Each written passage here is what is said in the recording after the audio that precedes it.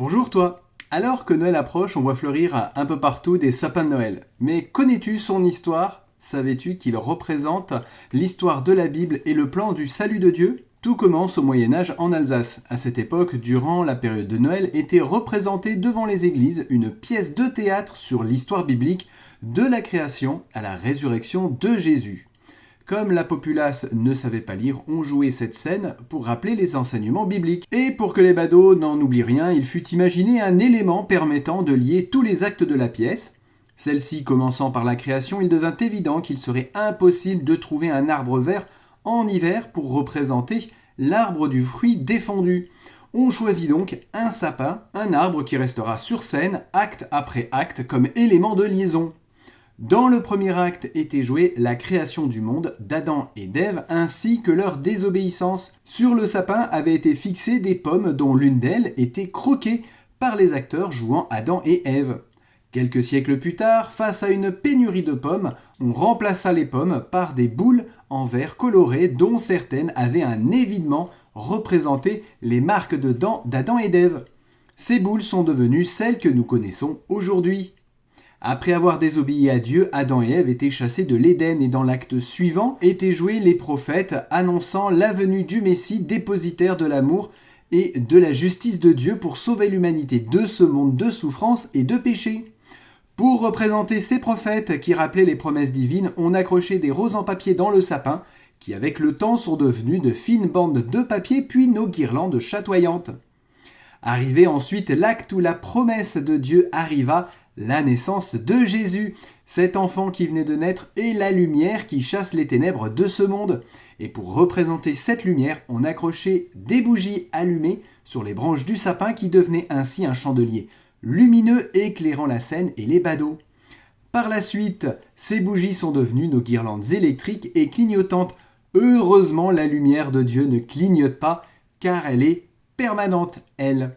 La naissance de Jésus fut annoncée aux mages d'Orient. Sur scène était joué l'acte où ces mages arrivaient devant l'enfant Jésus après avoir suivi une étoile qui les avait guidés jusque-là. Une étoile brillante était alors accrochée au sommet du sapin pour représenter cela. Cette étoile est d'ailleurs toujours présente dans nos sapins. Ensuite était jouée la mort et la résurrection de Jésus, cadeau de Dieu pour l'humanité pécheresse. Pour représenter ce cadeau divin, on accrochait dans le sapin des hosties, représentation du don de Jésus sur la croix. Par la suite, les hosties furent remplacées par des bredele, des petits gâteaux alsaciens, puis par des gâteaux de Noël qu'on plaçait au pied du sapin et finalement par des cadeaux qu'on s'offrait. Ainsi, le parvis des églises et des cathédrales alsaciennes se trouvait décoré d'un sapin de Noël qui restait en place une fois la pièce terminée. Les passants pouvaient se rappeler la pièce de théâtre et au travers des éléments décoratifs du sapin, le plan du salut de Dieu pour les hommes. Vers le XVIIe, XVIIIe siècle, lassé de devoir observer ce sapin dans le froid, il fut introduit dans les églises avant d'être amené dans les foyers alsaciens.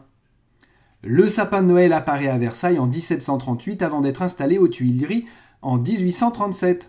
C'est surtout en Allemagne qu'il fut popularisé par son importation par les protestants français venus s'installer dans une région où leur religion était acceptée.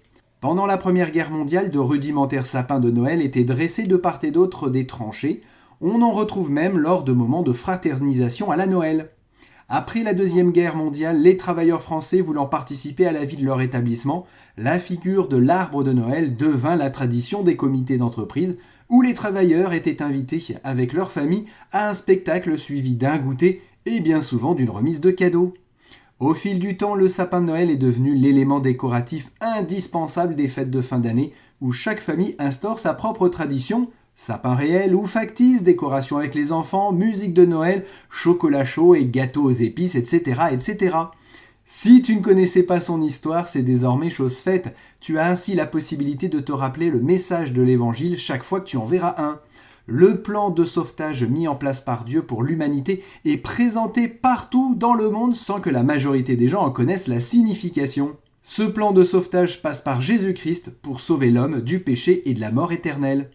Mais pour que ce plan prenne tout son sens, il est nécessaire d'accepter ce cadeau ultime, le sacrifice de Jésus qui reviendra conclure cette pièce prochainement par l'acte final de son retour en mettant fin à la mort, à la souffrance, aux guerres, aux pandémies, aux crimes, aux catastrophes, Ceux qui acceptent ce cadeau et qui décident de suivre l'exemple de Jésus seront alors emmenés avec lui dans un monde où tous ces malheurs n'existeront plus et seront oubliés.